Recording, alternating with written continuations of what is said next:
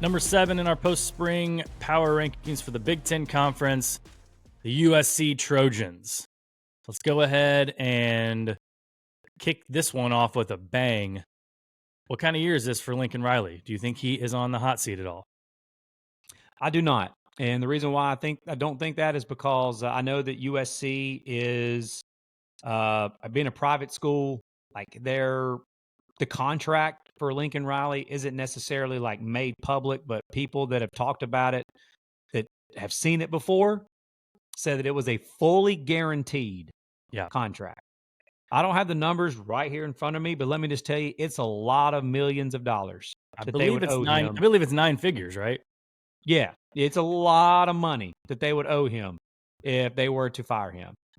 And I just don't know, man, that like if you hit the full reset button after this year, I think that sets you back even further. I just do. Well, and also look at what they got coming in 2026 already. He's already got the number 1 class, according to 247 Sports, for recruiting. So he's but I don't doing it on the recruiting trail, and obviously they're bringing in transfers as well.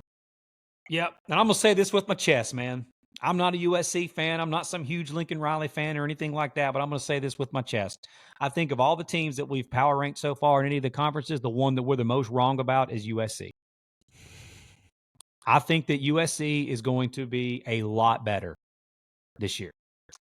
We talked about Illinois a minute ago being 5-1 in one possession games. USC was on the flip side of that last year, and 5 of their 6 losses last year were by one possession. Not only one possession, 5 of their 6 losses last year were by an average margin of 3.8 points per game.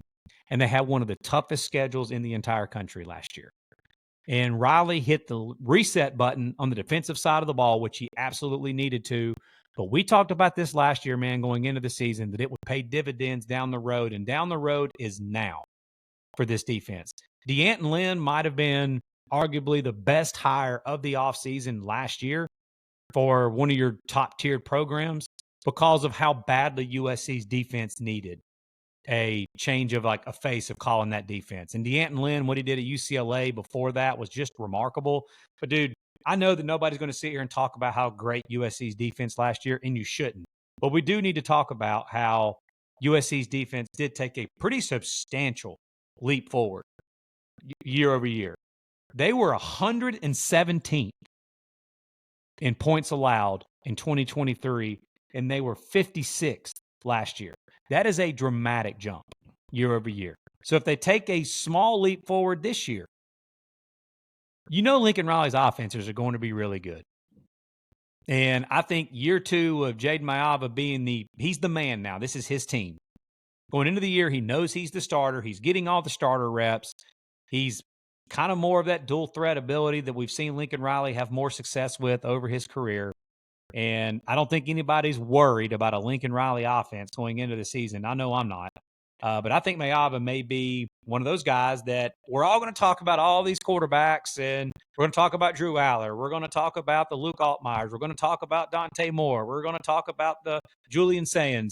And at the end of the year, we're going to look at the stat sheet for quarterbacks in the Big Ten. And if Jade Mayava stays healthy for the entire year, don't be shocked if he's one of the leaders in multiple categories in the Big Ten because he's running Lincoln Riley's offense. Yeah.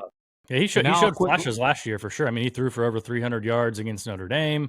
They lost. He's got They lost Zachariah Branch, Deuce Robinson, but they get Jacoby Lane and Mekhi Lemon back. So, which was their 2 leading receivers last year. Yeah, there's some continuity there. And like you said, man, yeah, the big question is, does the defense take another step this year? But you mentioned the 5 one-score losses. It kind of works in the opposite way with the 5 one-score wins that they had too, right? Yeah, no, I agree. I mean, they were close to being catastrophic, just a catastrophic season last year, but they were also really close to that looking a lot different last year. I mean, they lost in overtime to Penn State. You know, they lost on the road in that. I don't know how they lost that game on the road at Michigan last year in the Big House.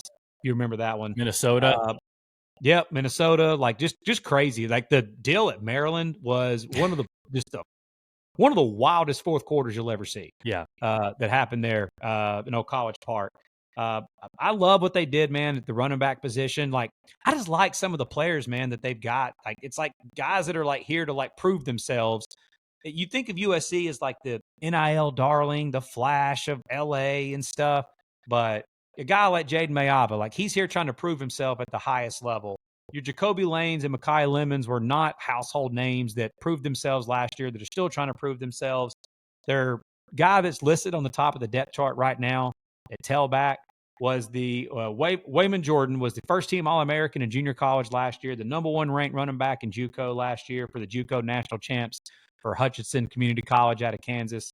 And they brought in Eli Sanders, who rushed for over 1,000 yards for our boy Bronco Mendenhall at New Mex last year. Averaged over 7 yards per carry.